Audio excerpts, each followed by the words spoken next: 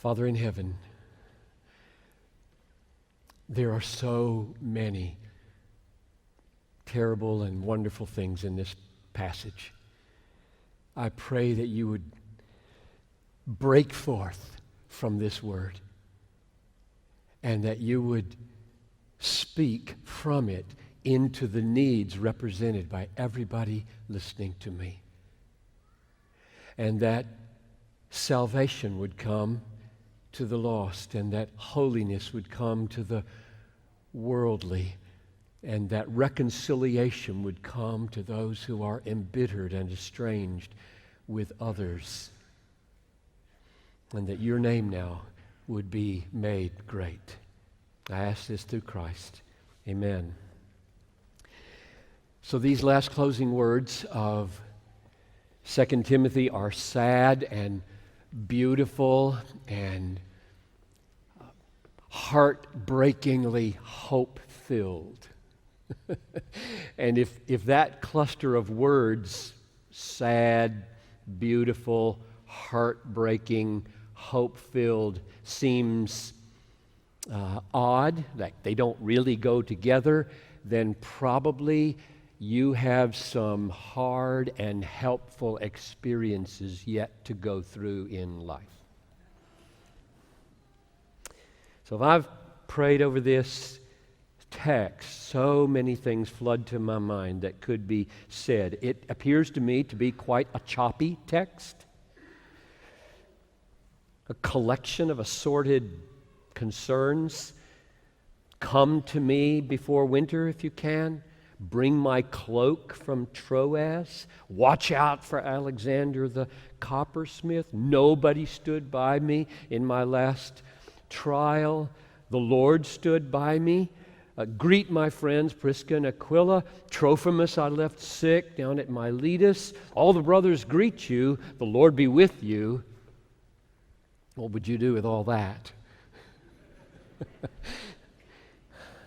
So as I've tried to discern what I should say, it has seemed to me perhaps fitting that a choppy text should have a choppy sermon.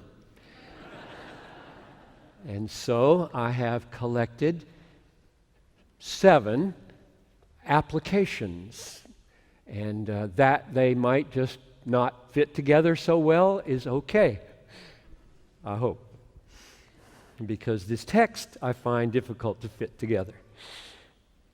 I think the overall point or the overall impact that Paul wants these verses to have is this: no matter how hard ministry is, Jesus is rock solid reliable.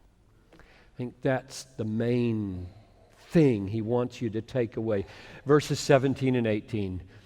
When nobody stood by him at his defense, the Lord stood by me, strengthened me, so that through me the message might be fully proclaimed and all the Gentiles might hear. So I was rescued from the lion's mouth. The Lord will rescue me from every evil deed, bring me safely into his heavenly kingdom. To him be glory forever and ever. Now, I think that's the main thrust. I want us to take that away. The Lord will stand by you.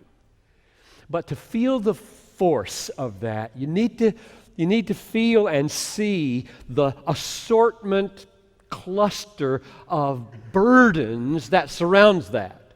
And then it'll get bigger. It'll feel more wonderful if you see all these things around Paul that are not so happy. So I've got 7 observations here that I hope will be useful to you. They were to me. Number 1, Christian ministry is relationally hard. I'm thinking first about Paul and Timothy and vocational ministers, but I'm thinking of you too, because you are all, if you're Christian, you're all ministers called upon to love other people for their good according to your gifts. That's what ministry is, and that's every believer. So I think this is for you when I say Christian ministry, that is Christian life, is relationally hard. And Paul seems to want Timothy to feel that because of how many he dumps on him. Here's 5, and there are more. Verse 10, Demas, in love with the present world, has deserted me. He's gone to Thessalonica. I think Demas was once a faithful partner, because over in Colossians chapter 4, he says, Luke, the beloved physician, greets you, and so does Demas. And now he's gone, and he's forsaken Paul. That's number one. Number two, just being alone in the ministry, not just forsaken, but alone in the ministry can be a trial. So verses 10, middle of the verse, Crescens has gone to Galatia. I don't think that means he forsook me. I just think there's some ministry things that I want him to do. Crescens has gone to Galatia. Titus over to Dalmatia. Luke alone is with me. So once upon a time, there was quite a team here. And now it's just me and Luke. And it gets worse. Number 3, Alexander the coppersmith, this is verse 14. Alexander the coppersmith did me great harm. Verse 15, middle of the verse, he strongly opposed our message. So ministry is relationally hard, not just because there's loneliness and sometimes abandonment on the inside, but there's opposition, verbal, on the outside. And nobody likes to be verbally attacked. It's hard to be verbally assaulted, even by people you expect it from. Every moment of unexpected silence from a friend and every verbal blow from an enemy wounds the spirit of the Christian. And it happens a lot. So ministry is relationally hard. Number 4, verse 16. Perhaps the saddest sentence in the paragraph or the book. At my first defense, no one came to stand by me, but all deserted me. Now, I'm going to come back to this, but for now, just feel the force of it. Luke, where were you? Number 5. Verses 20 to 21. Erastus remained at Corinth. I left Trophimus, who was ill, at Miletus. Do your best to come before winter. So sometimes strategic deployments take away friends. I left Trophimus. Sometimes sickness interrupts a planned partnership. I left him sick. Sometimes seasonal changes make aloneness all the more difficult. Please try to get here before winter. Paul mentions those things surely to cause Timothy to feel ministry is hard relationally. That's number 1. Number 2, friends in the ministry can let you down and never return or care for you again. Verse 10, Demas, in love with this present world, has deserted me and gone to Thessalonica. Now I admit, I do not know if he repented. There's nothing in the Bible that says he did or didn't. There's no evidence that he did, but surely all of us, at least those who are older, know ministers who have forsaken their partners and left the ministry, left the faith, and as far as we know, never returned. We know people like that. I think Paul wants Timothy here to feel not only a preparation for this sorrow in ministry. This happens, Timothy. I'm telling you it happened to me so that you'll be ready when it happens to you. I think he also wants to hear the cause so that he can avoid that and doesn't ever do it. In other words, not ever is abandoned and doesn't ever abandon, because he's seen the cause here. Demas, in love with this present world, has deserted me. There is a love for the world that makes ministry impossible.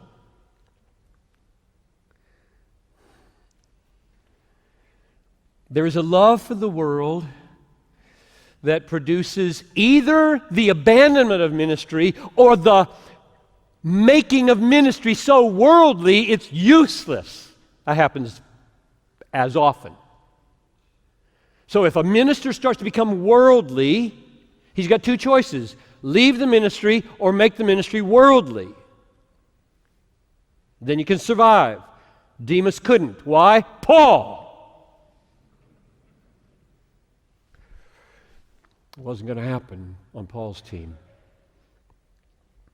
So here's a caution to young, and I say old, but I think especially young, culture-embracing evangelical Christians. You need to ponder Demas a long time.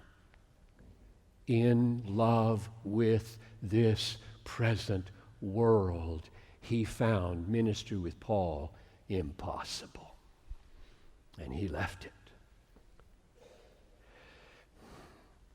There is a love for the world. There's a love for this present age, this God-ignoring, God-denying, God-demeaning, Christ-distorting products of culture that is mutually exclusive with real deep love for Jesus. There's a love for this world that is irreconcilable with ministry to the world. The ministry of exposing the world, the ministry of witnessing to the world, the ministry of rescuing people from the world. None of that's going to happen very well if you just love it so much. And they think you're just one of them.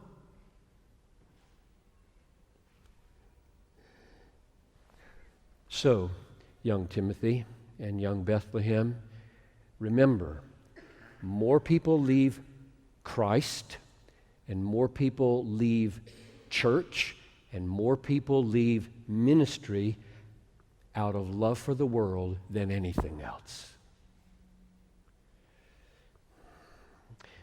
I've wondered, what was in Thessalonica? In love with this world, this present world, Demas has deserted me and gone to Thessalonica. Was it a woman?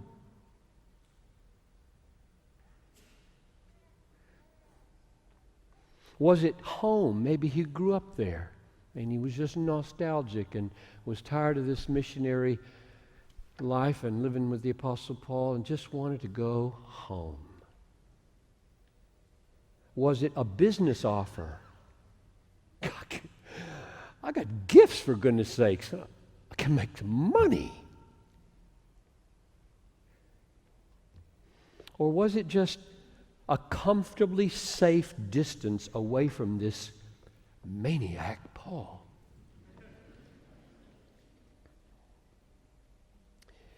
We don't know. Here's what we know. Demas didn't leave out of love for Jesus, but out of love for the world.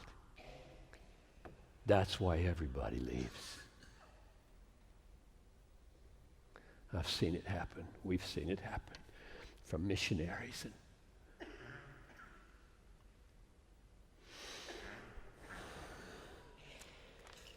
He didn't leave to follow Jesus. He left Jesus to embrace the world, the pleasures of the world, the entertainments of the world, the kickback of the world, the praise of the world, the friends of the world. So some of your partners in ministry will do that. Number 3, good friends in ministry can let you down and still be good friends in ministry. This is not Demas. Verse 11, striking for a couple of reasons. Luke alone is with me. Get Mark and bring him with you, for he is very useful to me. First consider Luke. Or first consider Mark. Just want to pass over Mark. You remember Mark. Mark abandoned the ministry on the first missionary journey. He left Paul and Barnabas, and he went home. And Paul would not have him on the second missionary journey, and Barnabas would, and so Paul and Barnabas split over this guy. And now, get Mark, bring him with you. He's very useful to me. Partners in ministry can let you down and be partners in ministry. Consider Luke. Luke has been with Paul, it seems, ever since Troas on the second missionary journey. We know that because Luke wrote Acts, and you can tell when he's saying we, and he can tell when he's saying you, and where he is there and where he's not there in the book of Acts. He was a very close friend of Paul. He's called the beloved physician in Colossians 4:14. He was evidently his personal doctor for Paul's ailments, whatever they were. He was the biographer of Paul. This was a very close relationship, a respected relationship. Verse 16. Shocking. At my first defense, no one stood by me, but all deserted me. May it not be charged against them. And he had just said, in verse 11, Luke alone is with me. Now, I know maybe he was sick and bedridden.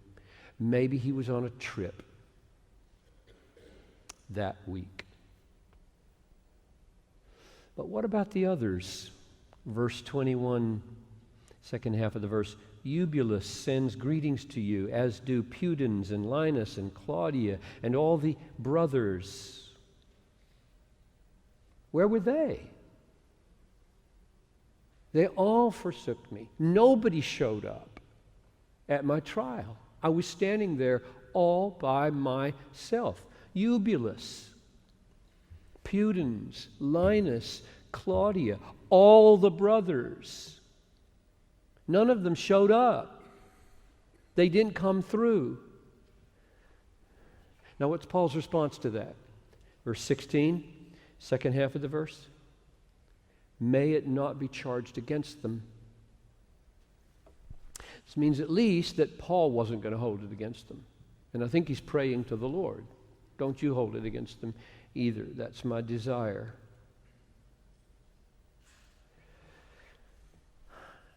He is sending greetings to Timothy in verse 21 from all the people who let him down at his point of huge need. They let me down. They didn't come. And he didn't say, write your own letter of greeting. I'm not going to mention you in my letter. It didn't. It appears to be okay. It appears to be fixed. Paul's not making an issue out of it.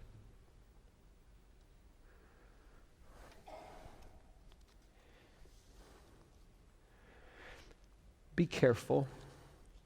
There are so many circumstances in life that might account for the people that didn't show up for you. And you just are drawing the wrong conclusion.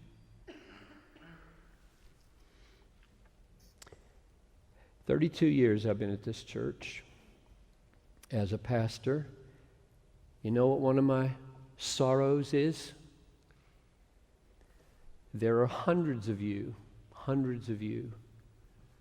who could say, Pastor John never showed up at the hospital. Pastor John didn't come to the funeral of my mother. Pastor Don didn't come to the wedding of my son.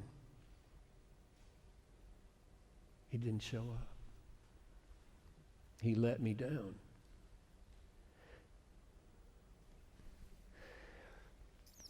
Why? Wives, you might say, if my husband loved me, he wouldn't have said what he said, and he wouldn't have forgotten that day. That's not true.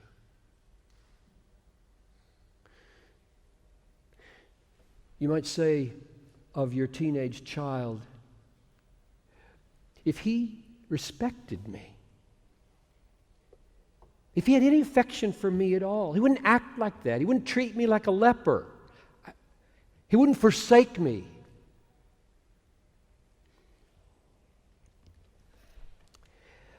And on the basis of what Paul is saying here and what Christ has done for those who forsook him, even Peter and the 11, they all forsook him. I want to plead with you, don't be simplistic and don't be unforgiving. Don't be simplistic. It is simplistic, that is, excessively simple, to say, if they were real Christians, they would have stood by me in the hospital, at the wedding, at the funeral, in our anniversary, as a child. If they were real Christians, they would. It's not true. Life isn't like that.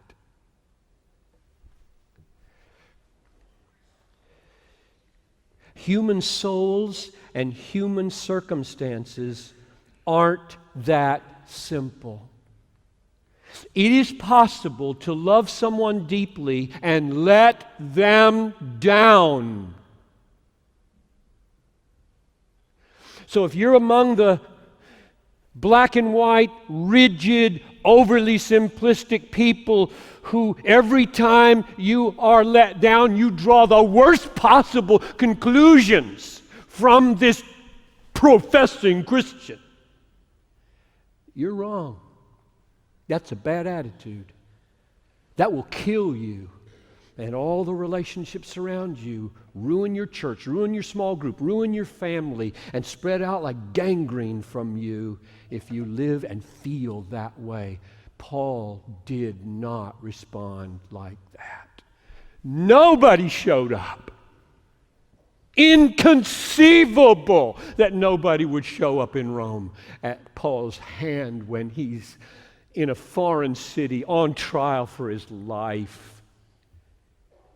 And he says, not going to hold it against them. I'll name them in my letter and send their greetings to my friend Timothy. Because he just knows life isn't that simple. There are imperfections and failings and fallibilities and finiteness in human beings and human situations and human circumstances that just aren't that simple. There isn't a straight line between not showing up and being a non-Christian or a lack of lover.